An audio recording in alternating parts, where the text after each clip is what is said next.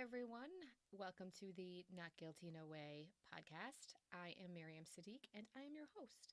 I am the person that you hear if you listen to this podcast on a regular basis, and this is our first ever video intro.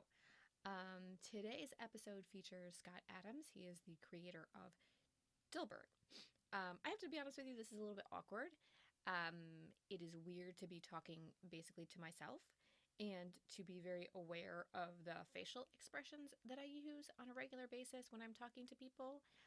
It turns out that I move around a lot when I talk, and perhaps that is why I am better suited for just audio podcasts instead of video. Also, the sniffles. So, I have the worst allergies in the history of humankind. I am not a cocaine addict, and I don't have a cold. I sniffle constantly, and I have a fantastic producer, editor, who manages to make me sound like everything in the world doesn't make me go. But anyway, back to the meat of this episode. Scott Adams, as I said, is the creator of Dilbert the comic, one of my favorites of all time. I asked him to come on, and he said yes. It was very surprising to me that he would give me that sort of time, but he did. We had a very interesting conversation.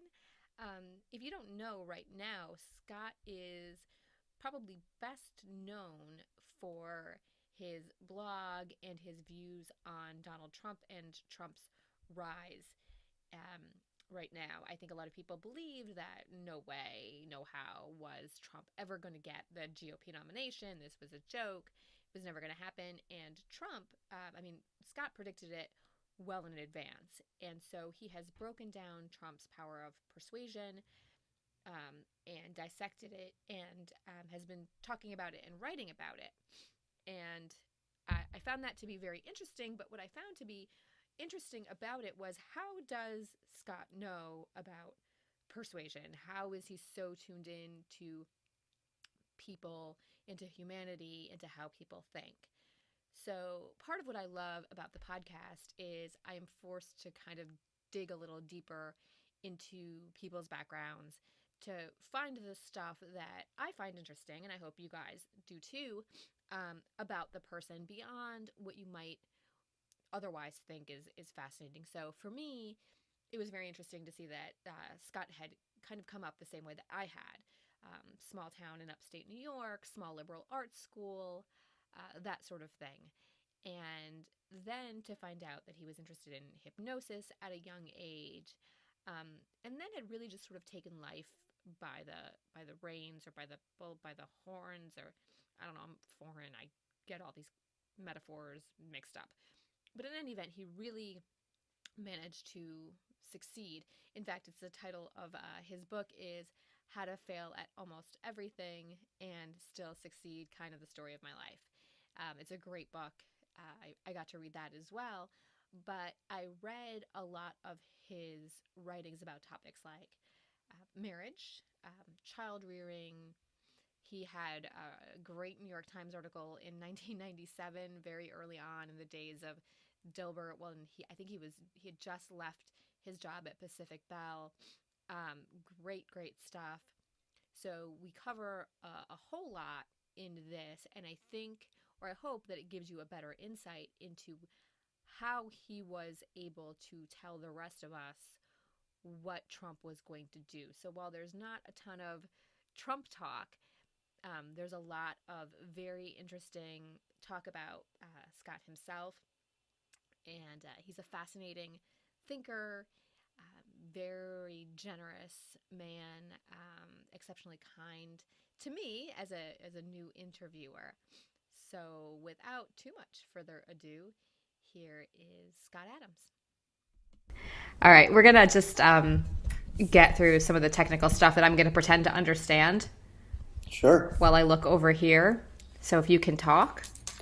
1, 2, 3. Testing my sound. How's this sound? Perfect. I think it sounds good. And if not, then my sound guy will make you sound good. You got a sound guy? I got a guy.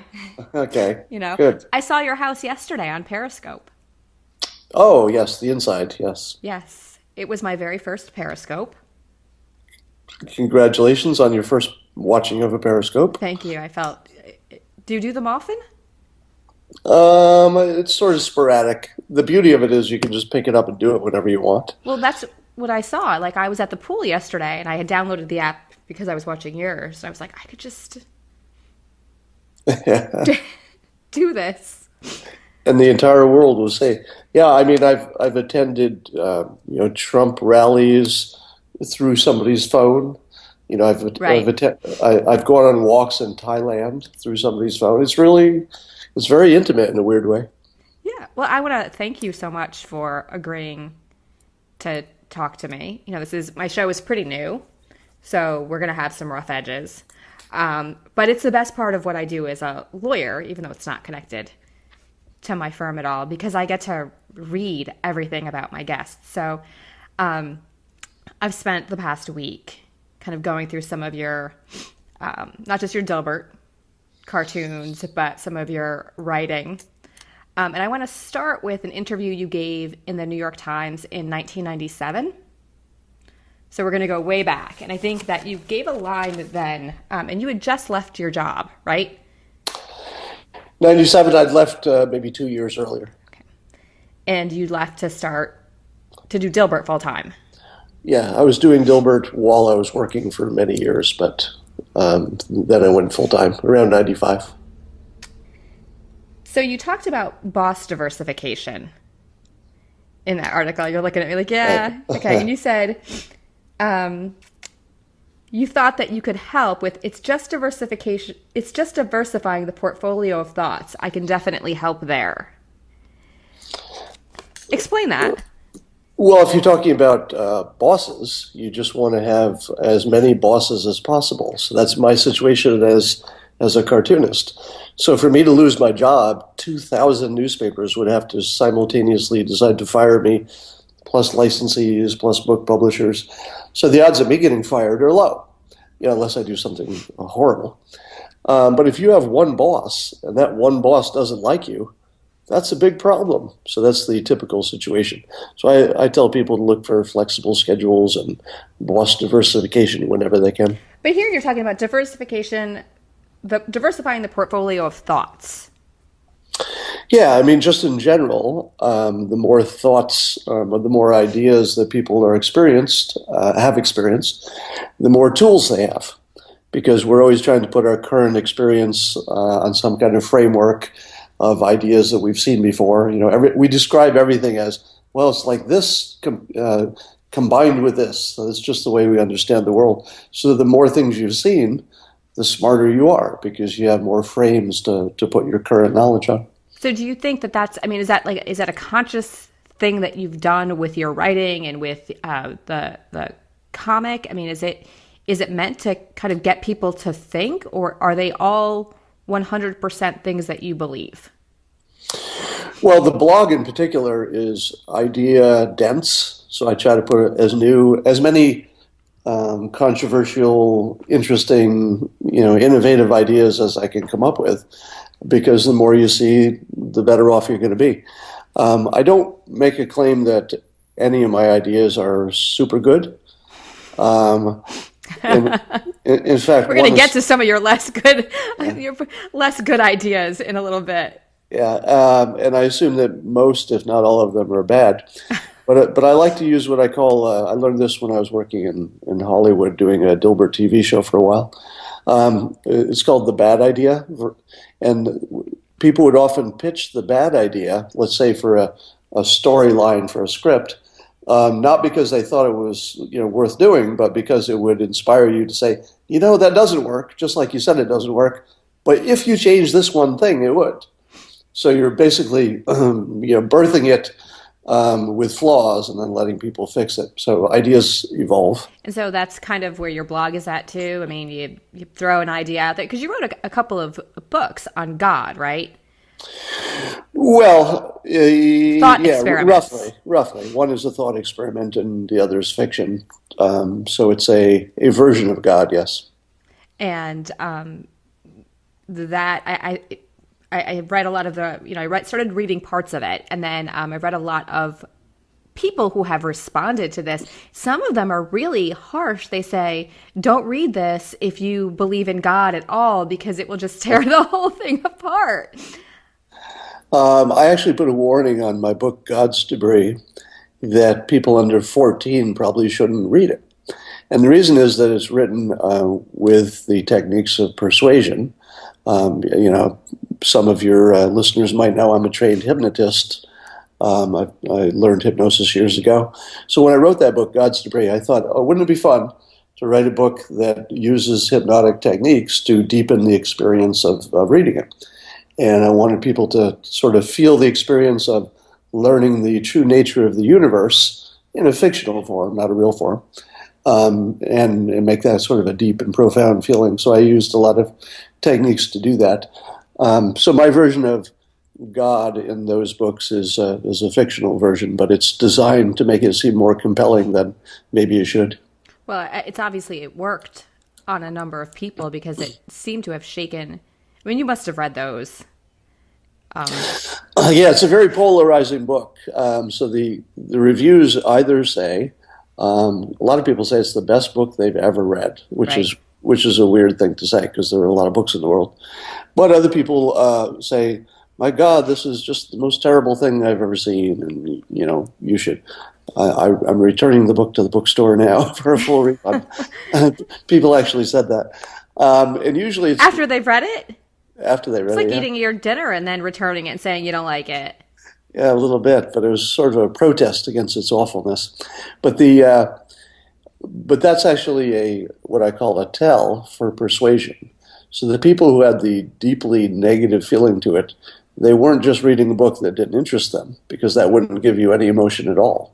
But rather, they were feeling persuaded in a way that affected their identity. If they'd built their entire life around a certain belief system, and they see a fictional book that questions it, and it's a good question, and it's persuasive, and it's questioning, you've got to do something to get rid of that thought. So you're either going to have to change everything about yourself suddenly, which is painful and hard, or you have to dismiss the author as a hack and the ideas is crazy. So you'll see a lot of that. Right. I mean, yeah, I think that you talk a little bit on your blog about when you just said that, it kind of threw me off because I was thinking about when you talk about terrorism and women on your blog, when you talk about how men become terrorists because of their lack of connection to women in the third world, in Islam.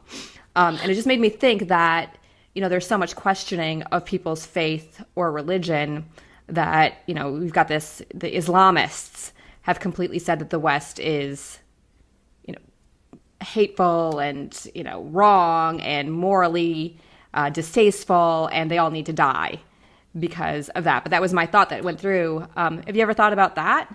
What's your take on the Islamists right now and what's happening in the Middle East? Well, let me characterize what I did say about that with a little more context than your question had. When I talk about the men who don't have access to mating opportunities in the Middle East and how that might be an influence, I'm not indicating that's the one variable over there. Right, of course. All right, obviously, religion is a big part of it. Right. I wouldn't be surprised if the lack of air conditioning is part of it. I mean, not the big part. Well, a lot of them leave air-conditioned homes in the West to go out there to fight, which I have air conditioning in Northern Virginia just fine. Well, I'm just saying Right. that people's physical condition does affect their mental condition, and the weather is part of that. Right. Now, I'm saying the weather is probably a small part of it, but I'm just saying there's lots of variables. But one of the biggest variables is if you have tons of males and they don't have a purpose in life, they're going to look for one. So they're kind of not attached to the basic purpose of life, which is finding a mate and reproducing. So if they don't have access to that, and they can't find meaning in the way that people usually do, which is family and spreading your genes and raising your kids, they're going to look for some other meaning. And ISIS, for example, gives them something to to embrace. And when you say that ISIS gives them something to embrace, do you think that ISIS is going to spread here to the U.S.? What do you think of their persuasion techniques? Well, it must be pretty good. But they also have a situation that allows that. So again, if you've got lots of men who don't have jobs, don't have wives, and don't have any prospects for getting jobs or wives, they're going to look for something else. All right, they're not going to just shoot themselves in the head. They're going to look for something they can do that makes an impact, that makes them feel important, that makes them feel like they're contributing. So in that situation, it's easier to flip somebody. I think it would be very difficult to turn some suburban normal kid into an ISIS supporter. Obviously, with 300 million people in the country, some people are going to be persuaded of anything, but I don't think it's a huge problem in the United States. So you don't think that they would be as persuasive with people, our young people in the West? Because that seems to be a fear that a lot of people have here in the U.S., that somehow... I haven't heard that fear. People are worried that the youth in the United States will turn to ISIS? Well, Sharia law is going to come in, and that they're going to, come here and recruit people here in the United States. I mean, I've heard it. Maybe it's because I'm Muslim, so I will get that sort of response from people. So that's more related to the immigration question than persuasion question. I mean, just numbers-wise, if immigration was tens of millions of people, then you'd have to ask yourself, how does that change the culture, and do you care? But if it's a trickle, like it is now, I don't see any way anything's going to change. So immigration is a trickle? If immigration is a trickle, the way it is now, is that what? I just want to make sure is that what you said? Yeah, it's. Okay. I would describe it as a trickle from the Islamic countries. So when you talk about persuasion, all right, we're not talking about this in a vacuum, right? Right. So what do you mean by persuasion? How does one learn persuasion? So persuasion, I use it as a big category that includes everything from advertising to hypnosis to brainwashing to every form of marketing. And there's tons of science now that didn't exist, 40 years ago about what is influential and what isn't. Somebody like Donald Trump has obviously studied all this. And by the way, negotiating is also influencing. And he literally wrote the book on negotiating, The Art of the Deal. So he says he understands psychology, and he demonstrates that on a fairly regular basis by the success he's had so far, managing people's emotional states in a way that's good for his election chances, at least up till now. He hasn't had a good week. Yeah, it's been sort of rough for him. But I want to tie this back into the ISIS issue. So when you talk about, Sharia law or Muslims taking over or whatever else, and you say, well, that depends on what happens with immigration. And right now it's a trickle. So Muslims or people from Muslim countries or the powers that be would have to persuade the U.S. to open up the floodgates, as it were, first, and then we'd move on to the next category of persuasion. I don't see anybody outside the country persuading the United States about immigration. I mean, I don't think we're doing such a great job inside the country either. Well, I think we're just a little deaf to other countries telling us what to do. I mean, and that would be true of most countries, and right? It's not a bad thing. It's a factor. We incorporate that in our thinking, but really, it's what does America think about immigration? So I guess, all I'm saying is the basic fact that if there is no immigration, then not much will change. If there's a little immigration, maybe a little will change. And if there's a lot of immigration, maybe a lot will change. So I'm just going by the numbers. I'm not really voicing an opinion there.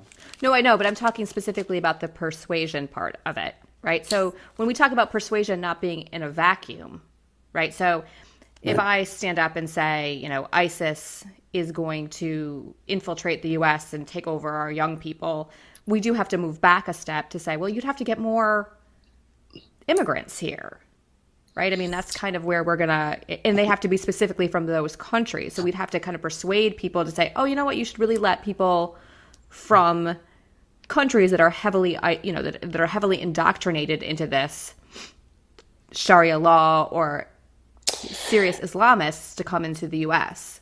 I think we're mixing topics a little bit. One is the topic of how much immigration changes the nature of the country, and do you care? Is that a change that you don't want or do want? And the other is what would it take to influence individual terrorists? Because you would only need a few to wreak, large havoc. So lots of times when you think people are having a debate, they're actually just talking about separate things really loudly. Right. So, yes, it wouldn't take much to persuade individuals in this country to switch, but there probably aren't going to be hundreds of them. There might be tens of them, in the best case scenario for ISIS, I guess. Why did you start learning about hypnosis? What was it about it that intrigued you?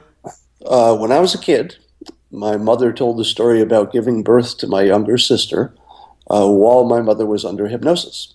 So my family doctor was a hypnotist, and she claims that she had no pain relievers, no medical pain relievers, and was awake and aware the entire birth, but she felt no pain. And I was deeply influenced by that, and so I thought when I became a young man in my 20s and ventured forth into the world, that would be sort of a superpower that I could layer on top of whatever else I was doing to make myself more effective. And is it work? It's a superpower. It is? Are you hypnotizing me right now? Because I feel a little hypnotized. People say that when they talk to me. So with hypnosis and persuasion in general, it's not something that you do so much as who you become. Right? So once you know how to communicate in a certain way, it's just how you communicate. So I'm persuasive by almost by nature now, but really it's a learned behavior. Somebody had asked me to ask you, is it tough to convince people that you are a master persuader? And it seems like it's a silly sort of question, because if you're a master persuader, how hard could it be to convince someone that you're a master persuader? I mean, you think that if you just say that you're a master persuader, people believe you? So one of the things that we learned in hypnosis class is that a big part of the process is the thing that happens before the hypnosis. So if somebody comes to your office and it's a proper office that looks like somebody spent a lot of money on, there's a diploma on the wall, you come out in your best suit. We got all that. Yeah, you're going to get a good result because people are just primed. Oh, this must be legitimate. And if you came out looking sketchy, you would get the opposite result. So, so a big part is what Trump has done, which he's established himself as influential because he wrote a book on negotiating, and then we watched him negotiate with the Republican Party successfully. We watched him dominate that party. We watched him dominate the news networks and dominate voters in a way because he got somebody to vote for him. So he's demonstrated it, and in a way that you can see. All right, but it still took. I swear, if it hadn't been for me blogging and Mike Cernovich and a few other people talking about his actual technique, his persuasive technique, I don't think the country would have understood. I think they would have just said, hey, I guess he picked the right topics and he's got a bunch of racists supporting him and there must be a lot of them. But what about you? How do people believe that you're a master persuader? Well, they probably do now, but not 6 months ago. Partly the reason that I predicted Trump's rise. You and Howard Stern. Well, for other reasons. The reason I predicted it, as opposed to simply explaining it as it happened, is that anybody can explain something after the fact. You can take 10 different theories of why Trump did well and say, well, after the fact, it's obvious he did because of these facts. But very few people could predict it. So I thought, well, if I predict him and I get it right, and I was pretty sure I would, people will understand that I have a command of these same tools. Because all I'm really doing, I'm not even looking at his politics. I'm just looking at his tools. And he uses persuasion tools very well. And I figured if people saw that I could identify them and explain them, they would assume that I possess them as well, which is true. Has it increased your book sales? My book is in a category of the sort of in the self-help category. So it's a small category, but yes, it's it sits usually in the top 3 of that category. And your current talks on Trump and your prediction has helped. Well, my blog traffic is way up. Right. And I mentioned the book in the blog, so that probably does help, yes. But in terms of actual money, it hasn't made any difference at all, because authors like me get advances. Right. So I haven't sold through the advance. So Trump has made me no money on books. He's made so you no far. money. But you So just far. increased the sales. Like you got more numbers coming in and, kind of increased your profile, as it were, right? So Yeah. speaking of money, you have a very famous quote, I think, if I can call it a quote, about investing, right? So you made money from Dilbert, and you said you invested half of it with professionals, and the other half you did yourself, and they invested in WorldCom and Enron and all of that, right? And Right. then, so you obviously fared better than the professionals. I did, but only because I wasn't using my own judgment. I was buying index funds and mutual funds, which I wouldn't buy anymore because of the fees. But yeah, the more they actively traded with their intelligence, the worse I did. But they persuaded you that they knew what they were doing? Or did you listen to other people? Or, so Well, how do you... no, there's a reason that I kept half of the money to myself. And the reason is they did not persuade me that they could do better with my money. They did persuade me, however, that their name was not Scott Adams. And so part of my diversification process is I don't let myself manage all of my own money because I could go off the deep end too. So I thought, well, at a minimum, no matter how stupid I am, half of my money will be managed by professionals. Mm-hmm. Now, as it turns out, the reverse happened, but diversification allows for that, right? The whole point of diversifying is you don't know which thing is going to break. You just have to have something ready in case it does. So in the and I liked that. But really, I think that the interesting thing was when you talk about how they invested in these in WorldCom and Enron. It's like, did they have some inside scoop into how bad this was going to be, or was that? We cut out a little bit, but I think you were mentioning the bad companies that they Right. invested in. Right. Well, at the time, I didn't know any better. So the claim was that they had not insider, but they had extra information because they would do deep research on these companies. So far more than you could find out by reading publications and stuff. They would go talk to CEOs and really dig in. I'm pretty sure none of that happened. Right. That was actually my question. We cut out, but that was it. Yeah, and if it did happen, who were they talking to? The CEO, who was a professional liar? Right. I mean, how in the world is that going to help? So I want to go back to this 1997, and I have to. My glasses are not that great still, so I'm holding out my yellow pad. The 1997 interview. You're such a lawyer with your yellow pad. I know. Isn't that Come on. funny? I have my yellow pad. Join us in this century. I have some notes on my computer, but it's hard for me to toggle.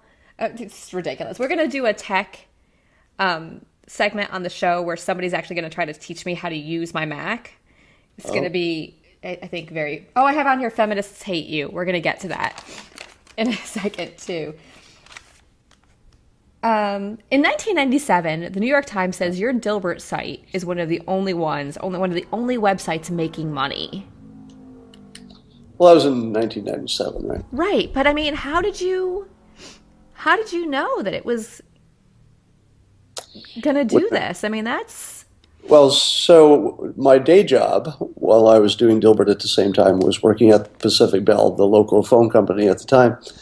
And specifically, I worked in a lab where we were the first ones to see the internet. Right. At least, so we were playing with the internet, then called the World Wide Web, before anybody had even heard those words. There was no such thing as a browser. And I saw firsthand how quickly people got excited about it.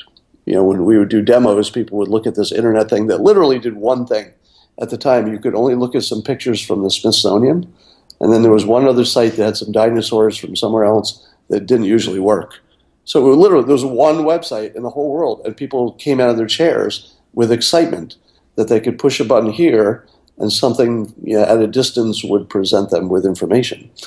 And I thought, oh my God, this internet thing is going to be huge. So long before the general public was keen to its potential, it was obvious to me that it was big. And I had one advantage that other cartoonists didn't have, besides that special knowledge about this technology. I was failing. So Dilbert at the time just wasn't doing as well as it should. By the way, I went through the earlier Dilberts today, like 1995, 1997. I had tears running down. I kept retweeting them, tears running down my face from laughing. And I remember thank you. Some of them. And I just couldn't, because I think it was so fresh and new. It was just a really neat concept. But go on, you were saying it wasn't making money. Well, so at the time, it wasn't growing at a rate that looked good for its future. So I could take some chances that an established cartoonist would not. And at the time, it seemed like a big chance to put your content for free on the internet, especially when you're trying to sell it simultaneously to newspapers who are competing with the internet. So what are the newspapers going to say when you say, here's your content, please pay us? Oh, it's also free for everybody on the internet. Right. So the entire world can get it free. So nobody would have taken that kind of risk with an established property. You don't do that with Snoopy on day one or Peanuts. But I could do it. So I took that risk. It turns out that it wasn't a risk. Newspapers were happy that readers were seeing it on the internet and then liking it, and then they would like it in the newspapers. So it was all sort of symbiotic. But I was able to move first because I had a different risk profile than the people who, and also greater knowledge about that specific technology. So it was helpful that you didn't have an established brand at that point. It helped a lot, yeah. Success is very restricting. Right. When I get there, I'll let you know, and we can have a debate about that, whether that's the case. So in that, I just have to ask you this question. You have 6 rules for humor, right? There's 6 categories of humor, like something that makes something funny. 6 dimensions. 6 dimensions, right. The cute, the bizarre, the mean, the naughty, the clever, the recognizable. But then you give an example, and I don't understand it. I really don't. You have to explain it.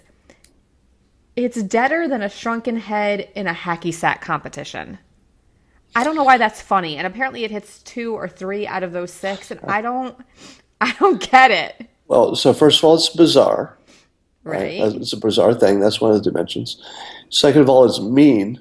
Something bad happened to somebody. Obviously, somebody had a living head, and now it's a shrunken little head that's being used as a hacky sack. And then the clever part is anytime you're using something in a way it's not intended. In this case, you're using a shrunken head as a hacky sack. So it has all those dimensions. Now, obviously, humor is subjective, right? So the fact that you don't think it's funny has nothing to do with whether it is funny to other people. Those things are not related. But you picked it out to put in the New York Times, so I thought, I'm just not, there's something to this that I don't. Generally, the dimension of mean, where something bad is happening to people, that doesn't work for everybody. That's a little less universal, and it might skew male. I think that. So my kids tell your mama jokes. Maybe that's wrong, but I love the your mama's so fat jokes. Those are really funny. Like your mama's so fat, she went on a diet and cured world hunger. I think that's really funny. And your mama's so stupid jokes. But the your mama's so poor jokes, those make me feel bad. I don't like those. Stupid and fat, I can handle. Poor. Yeah, I'm not too comfortable with fat, but right. I think they're really funny. It's terrible. By the way, 75% of my readers have a weight problem, so I learned long ago that weight is an issue that I stay away from. Well, then we won't discuss. We won't talk about whether you think they're funny. I think, and even if I don't, I wouldn't, out in public. Although I just have in public said I think they're funny. It's not I don't have a visceral distaste for it the way I do with the poor issue. I know that it's not appropriate, but then I have to turn around and laugh. Yeah, I'm a professional humorist, and there are still things that other humorists say that I just shake my head and go, too far. I mean, not Like very who? often, but it's not because the topic is too far. It's because it just hit me personally. Right. It was just something I've experienced. Like, ooh, that's a Right. real problem. That's not funny. Right. So who do you admire as far as humorists go? Who are some of your Oh, well, in the cartoon mentors? world, I was mostly influenced by Peanuts as a young person. As an adult, I like a lot of the stand-up comedians, Brian Reagan, for Hmm. example, Seinfeld. I'm not good at remembering names of comedians, but probably a dozen that I like a lot. Somebody asked you on your Periscope yesterday if you liked Garfield, and you said yes. It's one of the greats, right? Yeah, Garfield is one of the great comics designed for the audience that it was intended for. And it's not intended for every person in the world. It skews young and female, and it's been gigantic for decades. So you'd have to say it's a huge success artistically. What about that Kathy cartoon? Do you like that one? Well, first of all, I know Kathy Guys White, and I'm kind to all cartoonists. Obviously, that one is not targeted at men, but I appreciate it for how well it did and how much it was loved by its target Yeah. market. And you get there's one more. We're gonna move fast forward to the present day soon. But you said I'm not happy on vacation, and yesterday you actually said you hate traveling on your Yeah. Periscope. You said you hate traveling. In those rare times when I have 3 hours with no work to do, I'm terribly uncomfortable. That is my happy zone, working at full capacity. Is that still true? Well, being useful at full capacity, it's not all just work for money anymore. I'm trying to do things that are somehow helpful to the world. So my How to Failed Almost Everything and Still Win Big book is obviously a for money project. I sell the book to make money, but it's written primarily for the benefit of the reader. So it's something that I think can help people make their life better. So that's the sort of thing that motivates me in the morning. I've already made the money that I need. I just don't need any more for the Right. rest of my life. So every day I get up and work, it's for someone else's benefit by definition, because I'm not going to spend that money. Right. I mean, I think that in one of your blog posts that we're going to talk about in a minute, you say that if I told you what my Tuesday morning looks like, you would cry. And then I read your I 1997 article about how you're just working all the time. And I was like, I think that things may have, I mean, of course they would have changed from 1997 until now. Yeah, so I've figured out ways to reduce the crushing burden of my workload. But I'm probably doing more useful things now. I'm just spending fewer hours doing. So you have, I just read to you, I wrote in my notes, feminists hate you. Was that a question? I don't know, was it? Can you read my mind? Why don't you tell me if it was a question? Well, what would be an example So of you some? wrote a blog post, and I haven't been able to read it because you deleted it. And I can only get excerpts of it from feminist websites. So Feminist is one, and the Mary Sue. So you wrote a blog post about how arguing, and I'm only taking it Out of out of context? context because that's the only way that I got it. It's not how Well, I but, read. well, let me before you even say it, because this is part of persuasion, right? So whatever you hear first will set the frame for what comes. So let me tell you, and this is just accurate. Uh-huh. Before you say your quote that makes me look terrible, you should know that the context was a blog I wrote making fun of men. Right. So this is the thing. When I said that the only place I could get this was from feminists' websites. Okay, That so was it. so it's a blog making fun of men. Go on. Right. So just to fill in the entire story, you had posted, and again, I only have the information from these websites, asking your readers to give a topic, right, of what you should write about, and they said write about men's rights. So you wrote about how, and I have to tell you, some of it is really funny. They're like, "Oh, Scott Adams hates consent," which I mean, I tried to find out where you said you hated consent. Nowhere. Right. Well, of course you didn't. But so it says that men have to open doors. They open doors for women. They get the women's order gets taken first. They're served first. If you go home, they have to be the designated driver. Always true.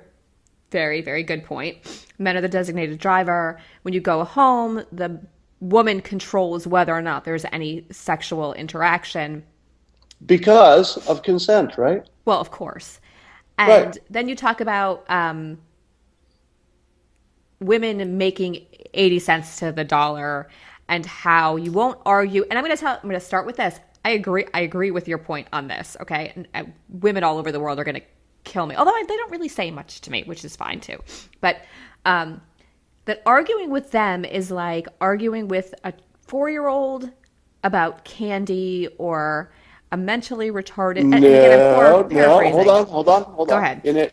That's inaccurate. That's inaccurate. Okay, can you? I don't have it in front of me, but tell me exactly what it says. I said arguing about the one point that you agree with me on about the Wage gap. The wage gap. I said arguing about that with a woman who believes the wage gap is real. It's real, right? You never win that argument in the history of time. Right. No man has ever said to a woman, And you pick your battles. like everybody does. Right. But let me ask you this, a fair question. So if you agree with me, and I think people have looked into it, all agree, even feminists agree at this point, that there is no identifiable wage gap if you dig down to all the variables and you find out what's going on. There might be some unexplained part that might be discrimination, but the numbers don't prove that, right? Sure. There's a little noise in the numbers. But if you were to, have you ever had the experience where you debated somebody who believed there's the wage gap of, say, 20 cents on a dollar or whatever? Have you ever changed their minds? No, and I totally think that your point that you made with the candy and whatever else, I think it's accurate. I think I think you can make anything sound bad depending on your perspective, right? So Right. you could take that and say, oh, he's comparing women to retarded people or children. Hold on. Only the way you just did. Well, but I did. But did you just compare women to retarded No, children? that's what. No. That's Oh, no, what. no. Hold on. I'm doing to you what they did to me, so that you can see it in action. It's very frustrating. No, hold on. You used them in the same sentence. Right. Exactly. That's a comparison. Exactly. Right. Right. So you're as guilty in exactly the same way as I was. Yeah. Oh, I totally agree with you.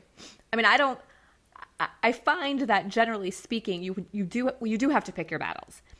I have 2 8-year-old boys. I have to pick my battles. I mean, it's just, and the same with arguing about people about politics, right? Donald Trump, for example. I don't love Donald Trump. I don't. I'm not a fan. I'm not a supporter. I also can see kind of where he comes from. I have friends. Mike Cernovich is a good friend of mine. So we don't argue Trump. Right? We don't. We talk about all sorts of other things. We do talk about Trump. We talk about the pros and cons, but you're not going to change these women's minds. And that's why I started this by saying I've only gotten this from feminist websites. I can't find this article anywhere else. Let me circle back to a key point here. Remember that the article we're talking about, I said a bunch of offensive things about men that I thought were funny, but terribly offensive. Then I said in the same article some offensive things, the one you mentioned, meaning that it rubs people the wrong way when they hear it. They just go, I have a visceral reaction to the way you chose your words. I don't disagree with the point. In fact, no feminist has ever disagreed with the point. They've only disagreed with the way I worded it. So I plead guilty to being offensive because that article was written to be offensive. It was designed to be offensive to both men and women because it was funny to be terribly offensive in this one blog post. Now, did I learn my lesson that the public does not understand this type of humor, especially when pieces are taken out of context. Yes, I did learn my lesson, and I would be smarter in the future about it. What do you But mean? What would you do in the future? I just wouldn't write on that topic because there's some topics which are guaranteed to be pulled out of context. Oh, that's a shame. Free speech is not so free. Because every time I saw a link to it, I would click on it, hoping I would be able to read the actual words instead of the interpretation. But I think the reason you're not seeing the link is just because the blog moved. Because So it's an old link. well, I know I deleted it at one point, but I'm pretty sure either somebody else put it up. So it was I'll try to find it. It was all over the internet. Yeah. It's not worth finding, believe me. Not one of your best?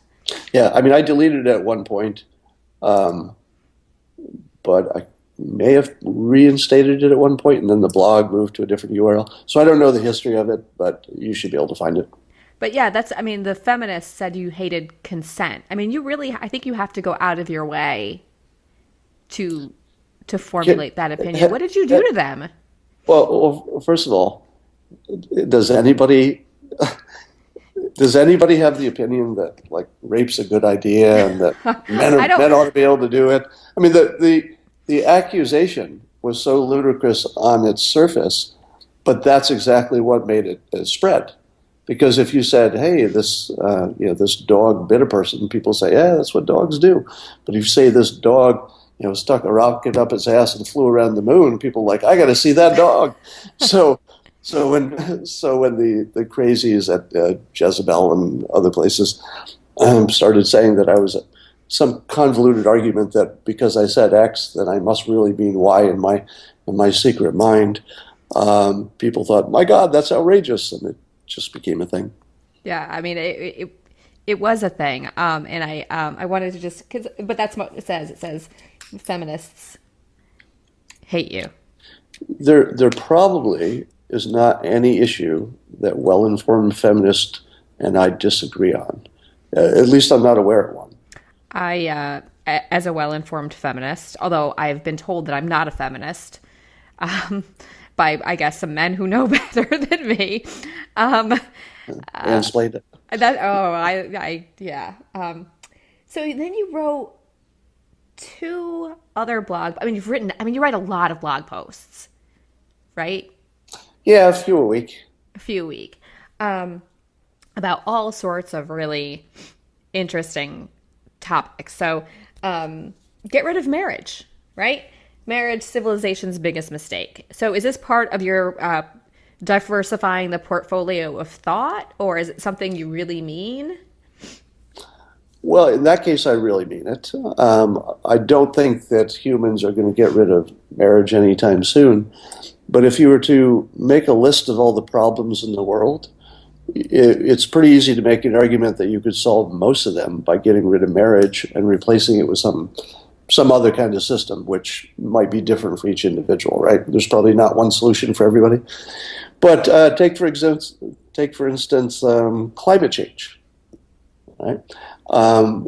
Putting people, a family in a house and saying, okay, you all have to have your own car when you're old enough to drive and your own room. And, basically it's the most inefficient way to organize a small group of people is by a family. So if you did away with that, and I'm not saying you should all become communists, but I'm just comparing it to the system, you would have a much more energy efficient system. You'd have people sharing cars, for example, and maybe do away with the nuclear family, right, and do it more the way that they do in the East. Yeah, and again, I'm not suggesting we do that because people just flip out and go crazy. I'm just saying if you compare it, the global climate change would be less of a problem because you'd use far less energy, right? If you look at the problems of divorce and what that does to kids, that goes away if you get rid of marriage, and happiness in general. I mean, if you take any 2 humans in the modern world and say, "Hey, do you guys like each other?" They probably say, "Yeah, I do. We get along great." If you wanted to make them hate each other, the thing you would do is you say, "All right, Now you have to live together and make all your decisions together, even though you don't like the same things at the same time. I actually tweeted that line that you had in one of your articles earlier today because I think that's very true. You talk a lot about having to compromise. Well, yeah. So you have two people who have very distinct and varied preferences, trying to marry it with somebody else. And even if you find somebody who likes the same stuff you like, Square dancing. well, yeah, in the old days, square dancing was sort of the common denominator. If you both like square dancing, you had everything in common. You're done. But today, you like quilting, and I like race cars, and and I like specialty beers or something. Our interests are just so diverse that finding one mate who has enough of them is hard. But then, even if you did, imagine finding somebody who wants to do it at the same time you do. Like I couldn't even find my mate and I were never hungry at the same time. Right. So one of us either had to eat twice that day, well, once went hungry and once socially, or not eat or something. And we were never like the same temperature. So we couldn't even be in the house at the same temperature. And I'm talking about a big difference. I like it at 68. Right. She liked it at 76. Right. You don't really compromise between those two things. That's too big a difference. I always say that the thing about the problem with relationship is the questions. You get asked a lot of questions like, "Are you coming back?" I just like what? I'll tell you, hopefully, maybe I don't know. Let's see how I feel. That's me. My biggest pet peeve about relationships was when my spouse would be going somewhere. I'd say, "Woo, I've got the house to myself. I can do whatever I want." And as she drives away, she calls on her cell phone and tells me the 6 things that just need to be done before she gets back. And I'm like, I hate being married. Right. I You love hate the person, but the marriage part is weirdly, I never had a problem with the person. We Right. always got along great. In fact, she just walked out a minute ago. I see her all the time. She only moved a block away, right. so we're best friends. But And did the divorce help that relationship? Did it oh strengthen it? God, yes, it's the best it's ever been. Record it again. All right.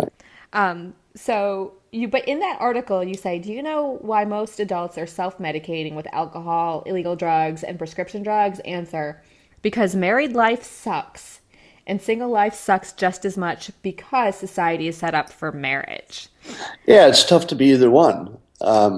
So we have just a terribly inefficient system for people getting the things they need, emotionally, physically, sexually, and all those other ways.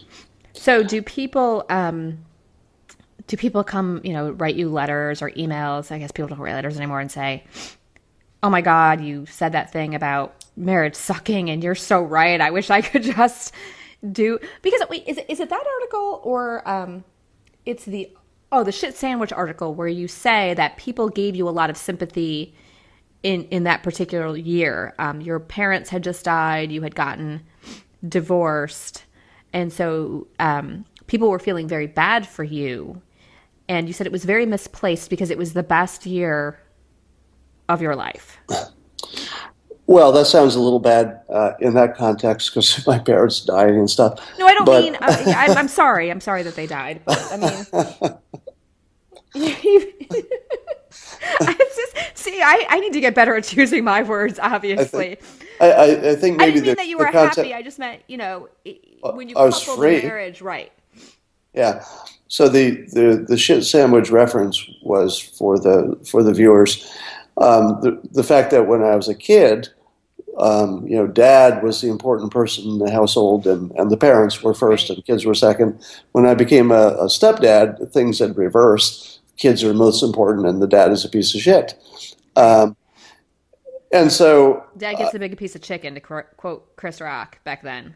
yeah, so I was simultaneously taking care of elderly parents from a distance. My sister was doing the hard parts, and stepkids. I was like, when did I get my turn? And it turns out my turn was when my parents died and I got divorced. And I'm in the middle of my turn right now. It's pretty good. I like it. Right, you said the Tuesday mornings would make you cry. So I want to know what those Tuesday mornings are like. What do? I saw your coffee maker yesterday. Well, that's a random date I Well, of picked. course. No, I want to know only about Tuesday. Only about today. Well, today you get to talk to me. So that was... Well, I mean, I'll just give you an example. today, I've my startup folks are coming over. I love that. See them. We've got a product coming out. We'll talk more about that later. Mm-hmm. Um, and I've got social things lined up, and then I'll go if I have time. I'll go to the gym. I woke up in a mansion, literally. I Um, read you're worth $75 million. well, you read many things online that you should not believe everything you read. How in the world would anybody know how much I I'm don't worth? know. I'm just telling you, it said richest celebrities, and then it gets a list. And I do that Google research thing that you do too. Well, keep in mind that estimates like that don't account for what you've given away, donated, Right. spent, given to exes. It How doesn't many include exes do you have? One or two or three or one marriage, but one marriage? one long term ex before that. Um, and they also don't know what I've invested in. Right. I mean, if my startup's worth $1 billion, pretty sure that's not in the numbers. It's probably not worth $1 billion yet, but give me a year. Are you going to run for president? God, that sounds like a terrible job. I think so too, but I I would not want that job.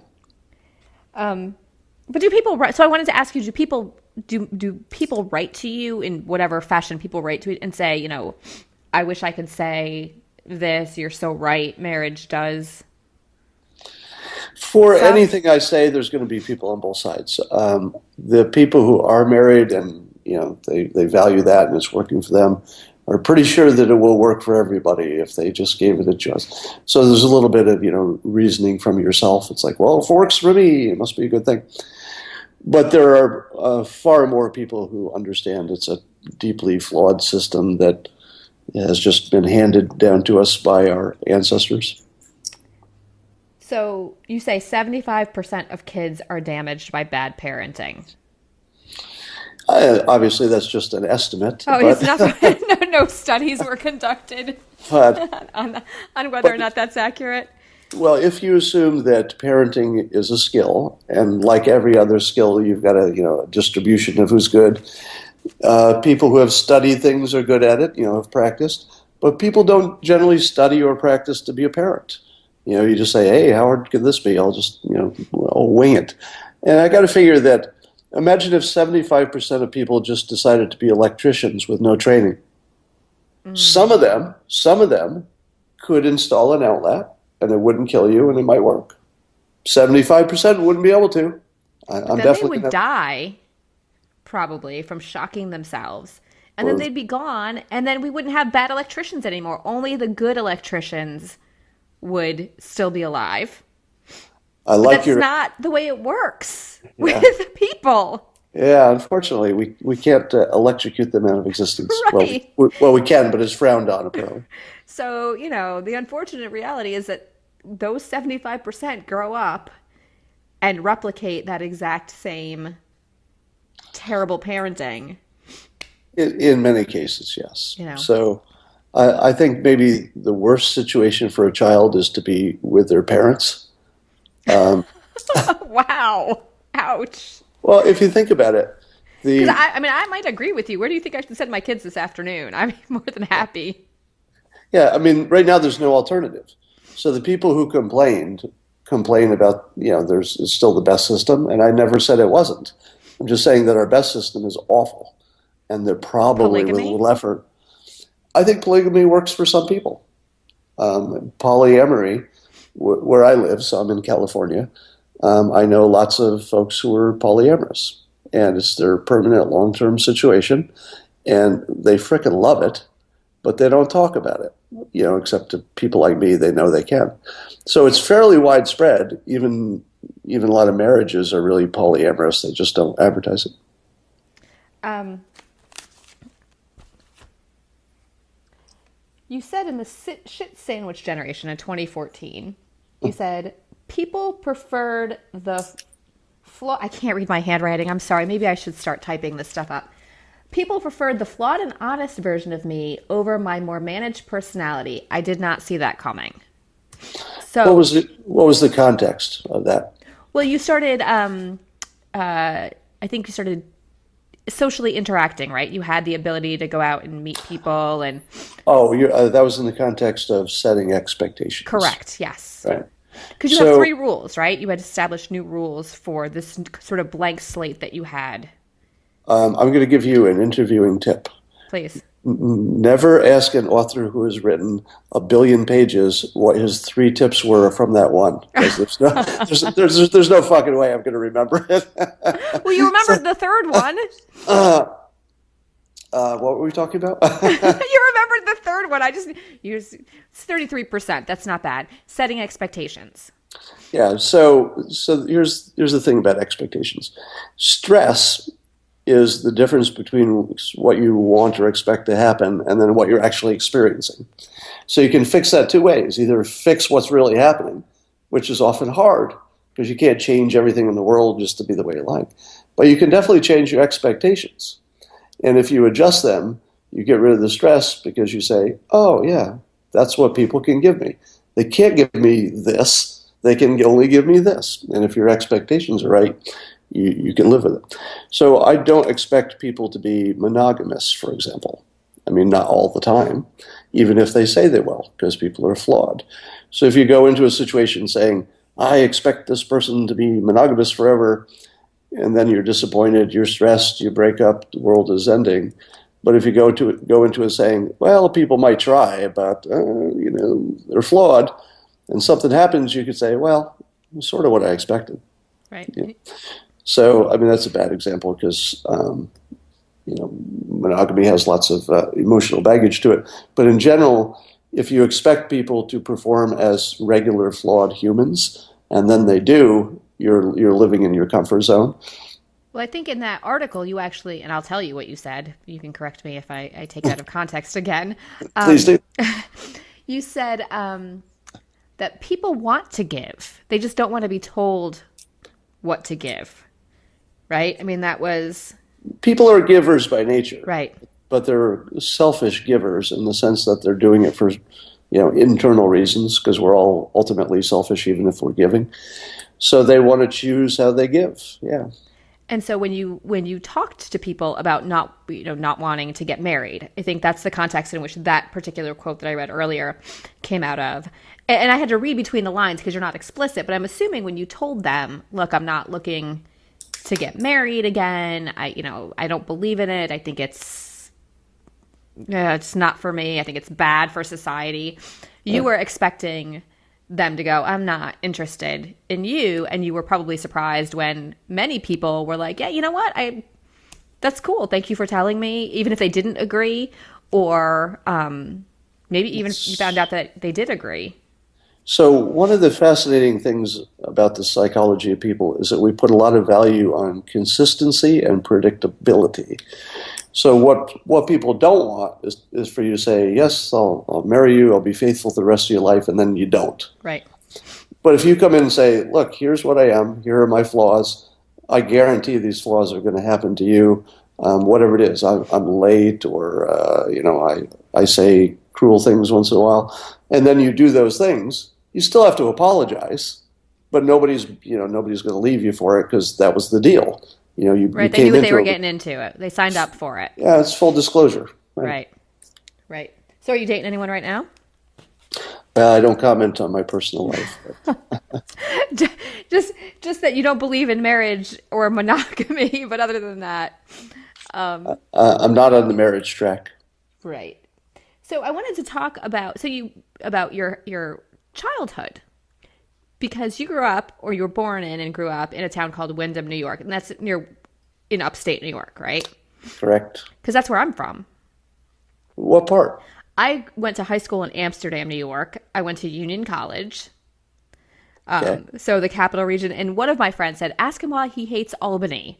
I'm like, I don't think he hates Albany, but maybe he just hates Greene County.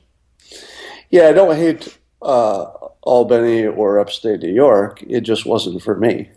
So it didn't have the excitement and opportunity I wanted. And the weather was terrible. And You got caught in the snow one day, right? yeah, that's why I'm in California. I thought I was going to die in a snowstorm when my car broke down in the middle of nowhere. But a a car finally came by and picked me up, and I lived and promised I would sell my car for a one-way ticket to California and never see a snowflake as long as I live. And a few months later, I did. I sold it to my sister for a plane ticket. And you went to California, and the rest is history. Never saw a snowflake since. You haven't been back? Not when it snowed. No, not in the winter? Not in the winter. Not in the winter. And you say that you went to a high school and you had, was it 40-something people in your graduating class? Yeah, roughly. So did I. 46 people in my graduating class. Wow. Yeah. And your guidance counselor said those are the books over there for college, and you applied to one college? I applied to two, but one of them I applied too late. Cornell. Cornell, yeah. So I didn't get into Cornell.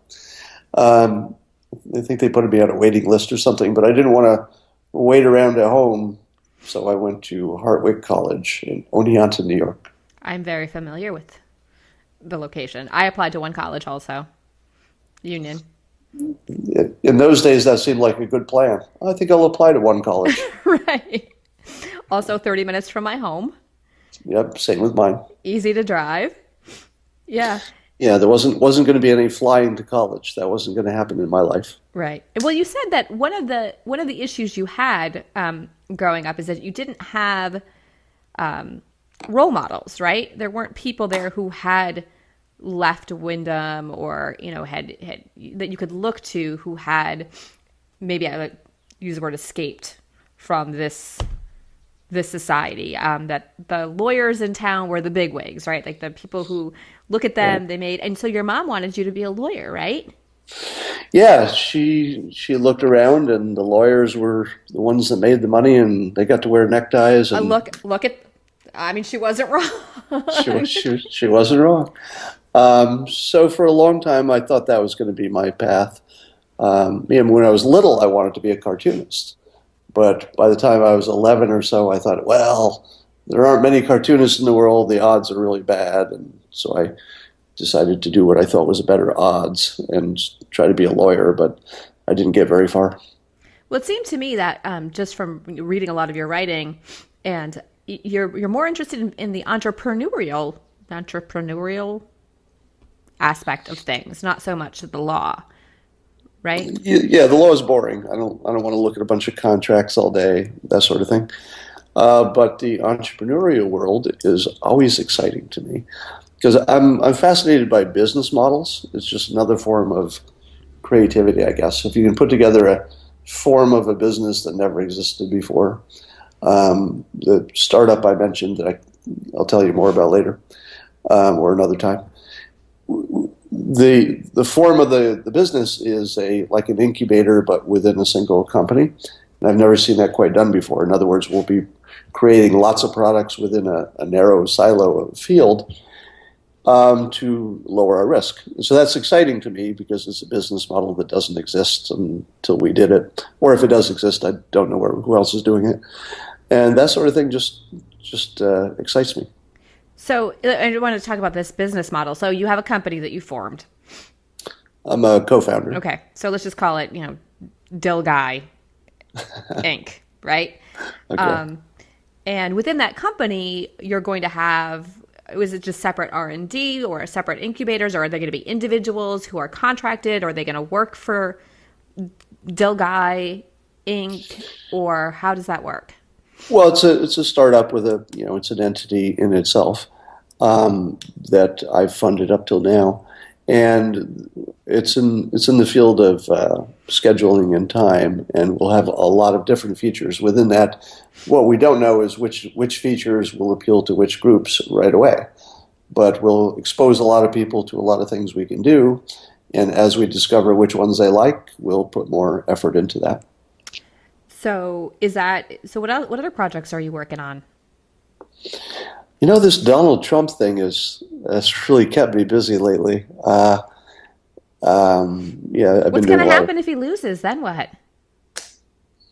I'll find something else to do, but by then I think I'm going to be so burned out on writing about this stuff that I'll be happy. So one of my systems, if you will, is that I try to take on projects that will lead me ahead no matter what happens. So whether Trump wins or loses, I've already established that this persuasion field is worthy of attention and that I know something about it, and if I write about it, you might want to read it. So I'm going It to come seems out like ahead. cheating. It's such a hugely unfair advantage. And I agree with you that it's a superpower. I mean, that's definitely, it just feels very like we should all learn how to do that but then what happens if we all know how to do it? We're just doing it to each other and nobody ever gets anywhere, or do we actually move forward? Well, we're all trying to influence each other all the time anyway. I'm just saying that you could learn to do it better. It's like any other skill. Where do we go to do that? I would start with what I call the persuasion reading list. So if you Google the words persuasion reading list, you'll see the list that I put together. That's books that you probably want to be familiar with to at least understand persuasion. So you're working on this project. You've got the Donald Trump thing. You got any other books in the works? Not right now. So the startup's going to take most of my time in the coming year, I think. And it's going to be on the ground and running when? When will we know? Well, the app is actually just out. In fact, I'm going to fire it up right now because somebody just contacted me on it, and I'll show it to you on the screen. I'll make sure it works first. So the app is in the Apple Store, and it's called the WenHub. And what it does is when people are coming for a meeting, as is happening right now, they can send me a text and their little face will appear on the map, and I'll watch these guys come to my house. So it's like Friend Finder. So Friend Finder is sort of a limited thing that doesn't update very quickly, and it's got a bad interface and works only for the Apple. What we have is the improved version of that is fun to use and is not to know where your friends are all the time. We call this feature Approach because it's when people are coming to your house or you're meeting in a certain place. So whether you're picking up the kids or whatever you're doing. So a new person just joined. So you can see here my two partners are converging on the little pin, which is my house. So they're going to be there soon. Yeah, right. So I've told them to wait until we're done so they won't knock on the door. I just have a couple more things. Right. But isn't that cool? It's fantastic. I know exactly when they're coming, so I know what to do. When to put your pants on. Yeah. And if I want to talk to them, I just tap their face and I can text them or call them just from their face. So this would be for any service person who wants to, meet a client at a certain time and you're wondering when they show up, or picking up the kids at school and where are they, and meet at the restaurant, and how do you get 5 people to all show up at the same place? That sort Without of thing. the massive group texts that go, Right. on and on and on, and the dinging and the constant. Right. So, and let me just say that the app is just a small part of what will be a much larger set of features that are both in the app and in the cloud. So would it be something that for example, we could use for my law office and integrate it with some of the other software that we use? Well, the app is designed to be universal. Think of it like the Uber app, but it just works for everything. Right. So you're not calling an Uber cab. It's just for your friends, so you can see them. And we'll have the Android version pretty soon. Right now, if you don't have Apple, it'll go to the browser on your phone, so you can at least play along. But it isn't quite the same experience. So I wanted to.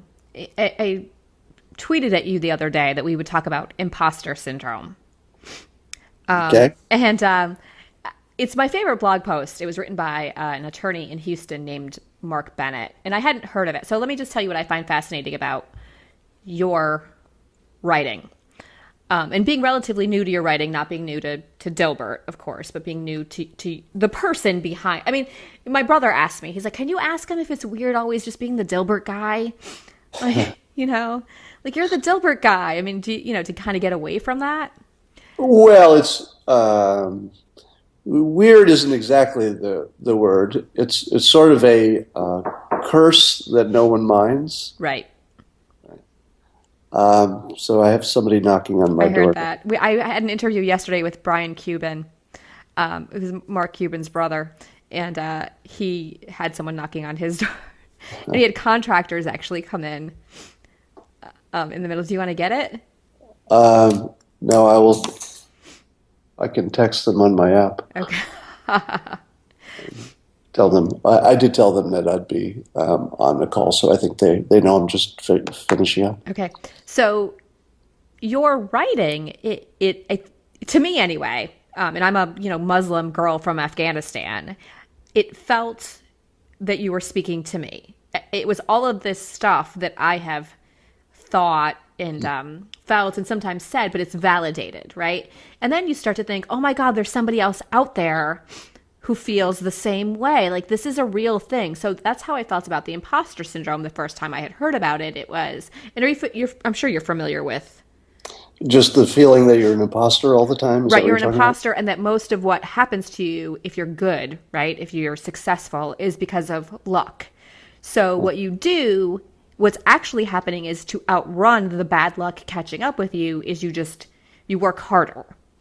You work harder, you try harder, you read more, you get better at so that Right, nobody finds out that you're actually an imposter. And I right. know you write a lot about luck and timing, and a lot of your work is also very self effacing. And so I wondered if you'd ever experienced or had read about the imposter syndrome and how that might have incorporated. Because for me, it felt very real. I thought, okay, that's exactly what's happening. And I found a lot of what you said about yourself to kind of fit into that as Well, well. we're all imposters, and we're all relying on luck for anything to work. Because even the things that have not worked in my life, usually it was because of bad luck, and certainly the things that did work were definitely good luck. Now, I So managed why that are you system. lucky and other people aren't? Well, I was going to say I managed that system by doing so many things that have the following quality.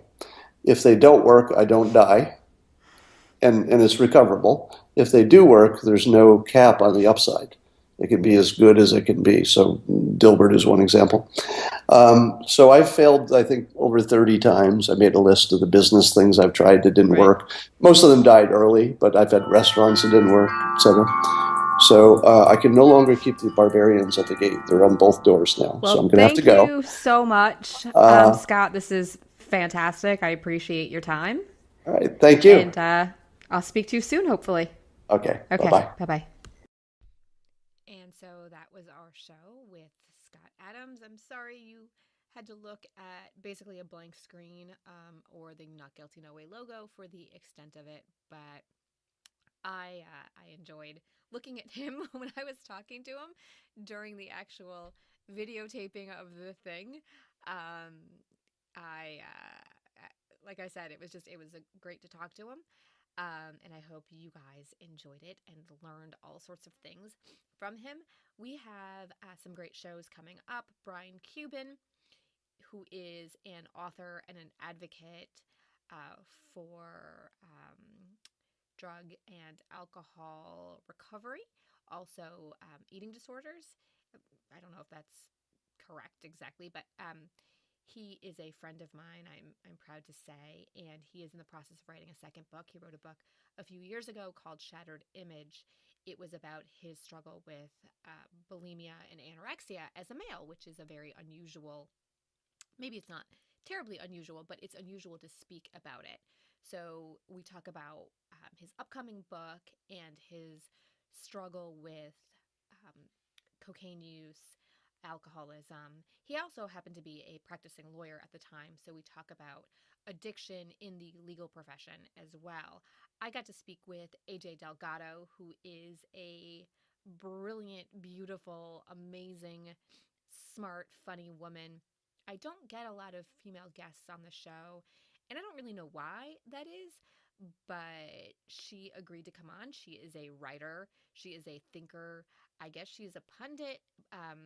And we just had a fantastic time. I think we talked for almost 2 hours about all kinds of things. And it's a really great show. We talk about being immigrants, daughters of immigrants. So that was a very neat thing to talk about. I also went to the gun range, and I had a friend of mine from Twitter who will remain anonymous, but I know him and I vetted him. And he took me out and we went shooting and we had a lesson, and I recorded that as well as a trip to the gun shop with the gun dude in Falls Church, Virginia, which is where I live. And so that's sort of an interesting thing. I've got a couple of other fantastic interviews lined up coming up. I'm going to the Republican National Convention in Cleveland. That should be fun for me. And I'm also going to the DNC, to the Democratic National Convention, and hope to interview folks there as well. Now that I know how to do these videos and I've got a YouTube channel, maybe you'll see a little bit more of me, but who knows? Anyway, remember, this podcast, this YouTube channel is sponsored by my law firm, the Sadiq Law Firm. We are a criminal and immigration law firm. We practice in DC, Maryland, Arkansas, and New York. We actually just, August 1st, opening up a small office at the WeWork in DuPont Circle. So we'll have a sort of DC outpost so that we can start our takeover of the world. Also, remember to subscribe to my YouTube channel. I know I have two. I have to fix that and make this one the Not Guilty No Way. You can listen to us on iTunes, SoundCloud, Stitcher, and coming very soon, Google Play. Not Guilty No Way t-shirts are going to be in very soon, so get one of those. And again, thanks as always for listening. Bye.